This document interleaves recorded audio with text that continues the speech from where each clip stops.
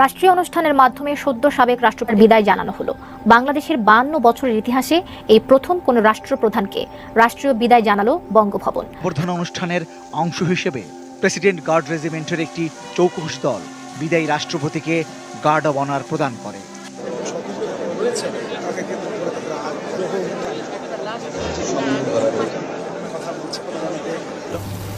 আপনারা যে কজন এখানে এসেছেন অনেক কথা। কোটা সংস্কার নয়, বরং শেখ হাসিনার সরকার পতনই ছিল মূল লক্ষ্য। নাগরিক টেলিভিশনকে সাক্ষাৎকারে জানিয়েছেন বৈষম্য বিরোধী ছাত্র আন্দোলনের মুখ্য সমন্বয়ক আব্দুল হান্নান মাসুদ। এবারে বের হলো অন্তরালের ঘটনা। বিপ্লবী সরকার গঠনই ছিল তাদের মূল লক্ষ্য। শেখ হাসিনা দ্রুত পালিয়ে যাওয়াই সময় পাননি তারা। 10-15 বছরের একটা প্ল্যানিং আমরা হাতে রেখে কাজ করেছিলাম। We have made clear to the government of Bangladesh as we make clear to countries. করার প্ল্যান ছিল 5ই আগস্টে। আপনারা যে পালিয়ে যাওয়ার ভিডিওটা দেখেন না, এই পালিয়ে যাওয়ার ভিডিওটা কে ভিডিও করেছে বলেন তো? একটা চেষ্টার মুখোমুখি হন আওয়ামী লীগ সভানেত্রী ও প্রধানমন্ত্রী শেখ হাসিনা। প্রতিবারই ভাগ্যর জোরে তিনি বেঁচে যান। যে কথাগুলো সাবেক প্রধানমন্ত্রী শেখ হাসিনা নিজেই বারবার বলেছেন তখন, যে এটা কোটা বিরোধী। প্রিয় দর্শক, গুরুত্বপূর্ণ কিছু ভিডিও দেখাবো, যে ভিডিওগুলো দেখলে তোমরা অবাক হবেন। সামাজিক যোগাযোগ মাধ্যমে ভাইরাল হয়েছে, নেট দিনে তোলপাড় করে দিয়েছে। অবশ্যই অত্যন্ত গুরুত্বপূর্ণ আপনার জন্য। অবশ্যই ভিডিওটি অত্যন্ত জরুরি দেখা। অবশ্যই না টেনে একটি লাইক করে শেষ পর্যন্ত দেখতে থাকুন। প্রেসিডেন্ট গার্ড রেজিমেন্টের একটি চৌকস দল বিদায়ী রাষ্ট্রপতিকে গার্ড অব অনার প্রদান করে।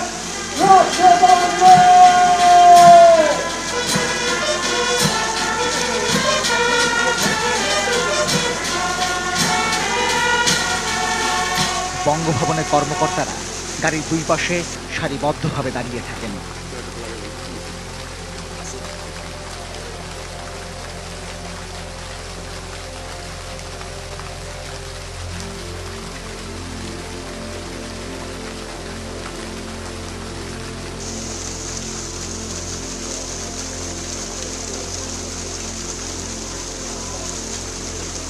আজ আমরা বিশেষভাবে সৌভাগ্যবান এবং সম্মানিত যে বাংলাদেশের 3 বারের নির্বাচিত প্রধানমন্ত্রী,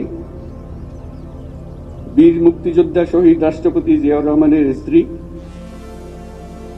বেগম খালেদা জিয়া আজ এখানে আমাদের মধ্যে উপস্থিত আছেন।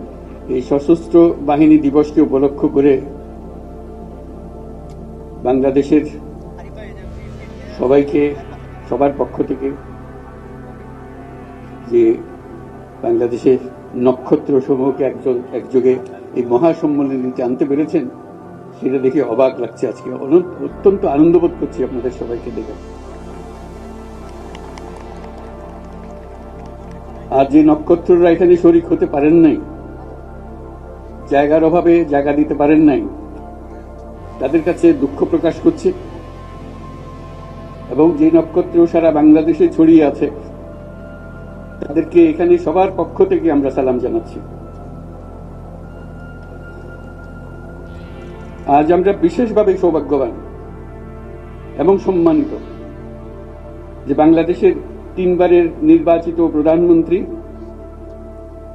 বীর মুক্তিযোদ্ধা শহীদ রাষ্ট্রপতি জিয়াউর রহমানের স্ত্রী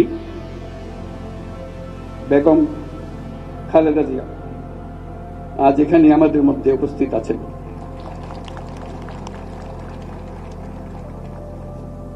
এক যুগ ধরে তিনি এই মহাসম্মেলনীতে অংশগ্রহণ করার সুযোগ পান নাই।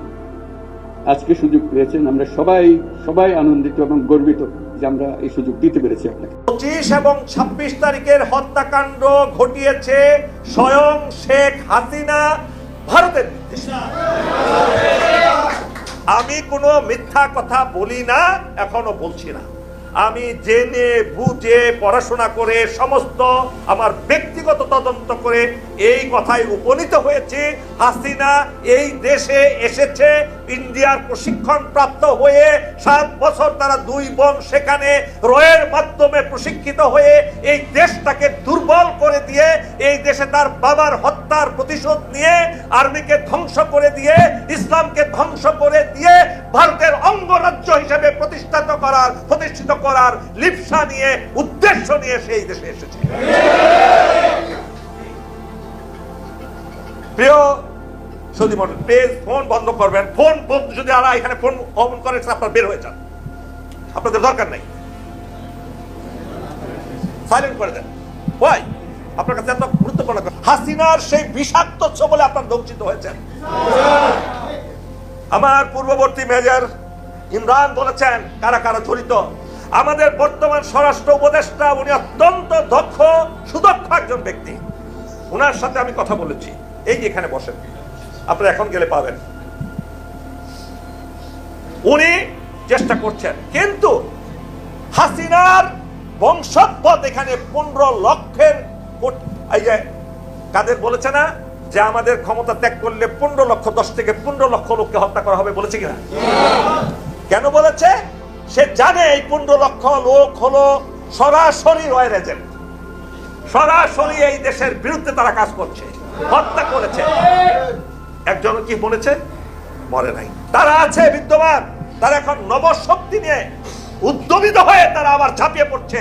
স্টুডেন্টরা ঢাকা কলেজ, সিটি কলেজ মারামারি করে কি এমনি এমনি তাদের উস্কানিতে টাকা খেয়ে তিতুমির কলেজ থেকে ওই দিন বের হয়েছে। তারা কেন পুরো রাস্তা আটকে দিল? কারা? এদের পিছনে টাকা দিয়ে উচ্ছৃঙ্খল ছেলে মেয়েদেরকে তারা উস্কিয়ে দিচ্ছে। ষড়যন্ত্র এখানে থেমে নেই। আপনারা জানেন চট্টগ্রাম থেকে এই দেশকে আলাদা করার জন্য প্রকাশ্যে তারা তাদের মিডিয়াতে প্রচারণা চালাচ্ছে। এটা তাদের রাষ্ট্রীয় সিদ্ধান্ত। তারা এখানে শেষ নয়, আমাদের দেশকে দখল করার জন্য এমন কোনো কাজ নাই যা তারা করছে না। প্রিয় ভাই বোনেরা, মনে রাখবেন, আমাদের দেশের ঐক্যকে বিনষ্ট করার জন্য বর্তমান অন্তর্বর্তীকালীন সরকারকে কাজ না করতে দেওয়ার জন্য, সেনাবাহিনীকে বিতর্কিত করার জন্য একদল চাটা গোলাম তারা কঠিন যুদ্ধে নেমেছে বাংলাদেশে। আমাদের প্রিয় বাংলাদেশ সেনাবাহিনী, জেনারেল ওয়াকারুজ্জামান অত্যন্ত দেশপ্রেমিক এবং সাহসী ইমানদার একজন সেনানায়ক। তিনি যদি সেই দিন হাসিনার এই পাচাটা, হাসিনার গোলাম হয়ে থাকতেন, পাচাটা গোলাম, তিনি সেটা কখনো হন নাই। উনি প্রমোশন হয়েছে, আল্লাহ দিয়েছেন তাকে প্রমোশন। অন্যান্যদের মতো, অনেকের মতো তিনি সেই দাসত্ব স্বীকার করেননি। আপনারা দেখাতে পারবেন কোন উদাহরণ ওয়াকারুজ্জামানের বিরুদ্ধে কোন এলিগেশন কেউ তুলতে পেরেছে এখন পর্যন্ত? না না, তাকে ডিফেম করার জন্য, সেনাবাহিনীকে দুর্বল করার জন্য কিছু কিছু লোক শুধু মিথ্যাচার করছে। হ্যাঁ, অপরাধ করছে শুধু কেন? এই আর্মির কয়েকজন জেনারেল, আপনি এই সেক্রেটারিয়েটে দেখেন কয়েক হাজার সেক্রেটারি পাবেন যারা হাজার হাজার কোটি টাকার মালিক। মানহানি করার জন্য সেই ভিডিও ইন্টারনেটে ভাইরাল করে দেয়। হ্যাঁ, আজকে এই টপিক নিয়ে কথা বলবো যে শেখ হাসিনাকে কোন কোন পদ্ধতিতে এই শত্রুপক্ষ মারতে চেয়েছিল। দেখেন, আজকে যে কথাগুলো বলবো আপনাদেরকে, সেই কথাগুলো গোয়েন্দা সংস্থার কাছে অলরেডি আছে। এই কথাগুলো হজম করতে অনেকের কষ্ট হবে, কিন্তু এটাই বাস্তবতা। 5ই আগস্টের সময় যদি কোনো কারণে প্রধানমন্ত্রী নিরাপত্তা সংশ্লিষ্ট কোনো বহিঃসূত্রের সহযোগিতা না পেত, আমি শত্রু বলছি না, কিন্তু সূত্র বলছি, স্টেট টু স্টেট ডিপ্লোমেসির অংশ হিসেবে বহিঃসূত্রের কোনো সহযোগিতা যদি না পেত, তাহলে শেখ হাসিনাকে গাদ্দাফির মতো মারা হতো। শেখ হাসিনাকে গাদ্দাফির মতো মেরে তাকে বিবস্ত্র করে সে ভিডিও ধারণ করে ইন্টারনেটে ছাড়ার পরিকল্পনা দিয়েছিল জামাত বিএনপির গোষ্ঠী। এটা ছিল 5 ভাবে মারার একটা। কোনো কারণে শেখ হাসিনাকে বাংলাদেশ থেকে নিরাপত্তার স্বার্থে অন্য দেশে আশ্রয়ের বন্দোবস্ত করা না হতো, তাহলে শেখ হাসিনাকে গণভবনেই মেরে দিয়ে গণভবনেই মাটি চাপা দিয়ে দেওয়া হতো শেখ হাসিনা এবং শেখ রেহানা। হ্যাঁ, এটা আমার কথা না, বিশ্বের অনেক গোয়েন্দা সংস্থা আছে যারা বাংলাদেশে কাজ করছেন, তারা যদি এই ভিডিওটা দেখেন তারা তাদের রিপোর্টের সাথে হয়তো মিল পাবে। সুতরাং এখানে লুকো চাপানোর কিছু নাই। জামাত এবং সেনাবাহিনীর এই পরামর্শ ছিল যে যদি কোনো কারণে বিএনপির সাথে আঘাত করে এই জিনিসটা সম্পন্ন করতে না পারে, তাহলে জামাত এবং সেনাবাহিনী মিলে গণভবনে তাকে কবর দিবে। আরেকটা বিষয় হচ্ছে আমেরিকা চেয়েছিল শেখ হাসিনাকে সাদ্দামের মতো করে জুডিশিয়াল কিলিং করে হত্যা করতে। প্রথমে তাকে আইনের কাস্টডিতে নেওয়া হবে, গ্রেফতার করা হবে, দেন তাকে বিচারের মাধ্যমে, বিচার প্রক্রিয়ার মাধ্যমে সাদ্দামকে যেভাবে মারা হয়েছিল ঠিক সেভাবে মারা হবে।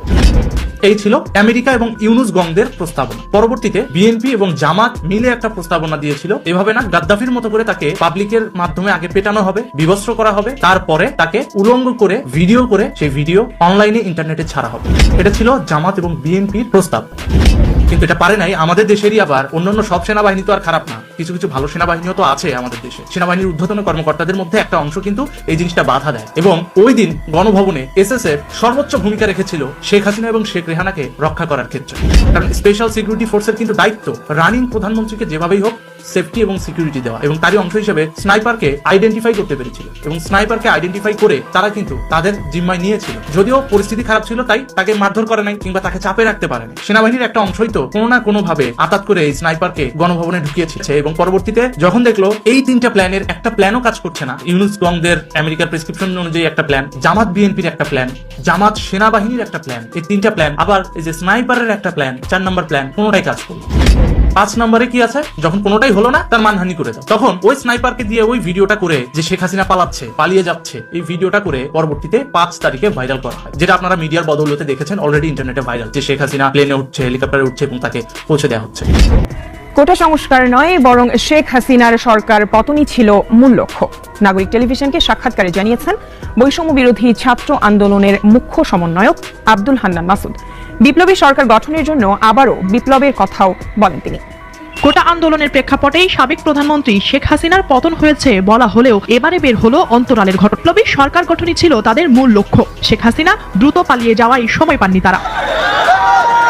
নাগরিক টেলিভিশনে দেওয়া এক সাক্ষাৎকারে এই কথা জানিয়েছেন বৈষম্য বিরোধী ছাত্র আন্দোলনের মুখ্য সমন্বয়ক আব্দুল হান্নান মাসুদ। বলেছেন, কোটা সংস্কার আন্দোলনের সূত্র ধরে সরকার পতন না ঘটলে বিকল্প পরিকল্পনাও ছিল তাদের। 16 তারিখের আগে যদি সরকার দাবি মেনে নিত তাহলে হয়তো বা আমাদের এই আন্দোলনটা, আমাদের এই সংগ্রামটা, যে সংগ্রাম আমরা গণতান্ত্রিক ছাত্র শক্তির ব্যানারে শুরু করেছিলাম, সেই সংগ্রামটা শেষ হয়ে যেত না, সেটা তো চলমান থাকতো। সেটা অন্য একটা পরিকল্পনা, সেটা হয়তো পরবর্তী আরেকটা সুযোগের অপেক্ষাই থাকতো। হান্নান মাসুদ জানান, গত 15 বছর ধরেই সরকার পতন ঘটানোর পরিকল্পনা ছিল তাদের। সেই লক্ষ্যে চানখারপুলে একটি বাসায় একসঙ্গে থাকতেন তারা। প্রিয় দর্শক, সম্পূর্ণ ভিডিওটি দেখলেন, বুঝতে পেরেছেন ভিডিওটি গুরুত্বপূর্ণ ছিল, আর সেই জন্য আপনাদের মাঝে উপস্থাপনা করেছি। গুরুত্বপূর্ণ বিষয়গুলাই মূলত আপনাদের মাঝে উপস্থাপনা করি। সামাজিক যোগাযোগ মাধ্যমে ভাইরাল হওয়া সেই টপিকগুলোর মধ্যে দিয়ে আমরা যে বিষয়গুলো আপনাদের উপস্থাপনা করেছি অবশ্যই সেগুলো গুরুত্বপূর্ণ ছিল এবং গুরুত্বপূর্ণ ভিডিও আপনাদের মাঝে উপস্থাপনা করেছি। এবং ভিডিওটি যদি আপনাদের সামান্যতম ভালো লাগে শেয়ার করে দেবেন এবং লাইক করবেন। বর্তমান পরিস্থিতি আমরা দেখছি যে সমন্বয়করা ইতিমধ্যে বিএনপিকে দলে আনার চেষ্টা করছে এবং বিএনপিকে সমর্থন দেওয়ার চেষ্টা করছেন এবং বিএনপির সাথে মিলেই আওয়ামী লীগকে আবার আওয়ামী লীগের বিরুদ্ধে শক্ত অবস্থান করতে যাচ্ছেন।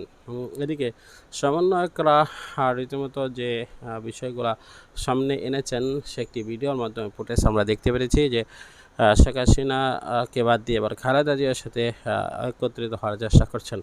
সব মিলিয়ে আমরা দেখছি যে একটি দোয়াশের মধ্যে রয়েছে, গোলাঠে অবস্থা রয়েছে দেশে, দেশ অভ্যন্তরে, দেশের বাহিরে, সব বিষয় কিন্তু আমরা একটা এলোমেলো অবস্থানে দেখছি। প্রিয় দর্শক, সব কিছু যদি আমরা নিয়ন্ত্রণ করতে চাই অবশ্যই আমাদের আরও সশস্ত্র ভূমিকা পালন করতে হবে, শক্তিশালী হতে হবে বলে মনে করছি। আপনারা কি মনে করেন দেশ পরিচালিত হওয়ার জন্য কী কী পদক্ষেপ গ্রহণ করা উচিত অবশ্যই কমেন্ট সেকশনে জানিয়ে দেবেন। পরবর্তী ভিডিও পাওয়ার জন্য চ্যানেলটিকে সাবস্ক্রাইব করে পাশে থাকা বেল বাটনটি অন করে দেবেন। দেখা হচ্ছে পরবর্তী ভিডিওতে। আসসালামু আলাইকুম রহমতুল্লাহ।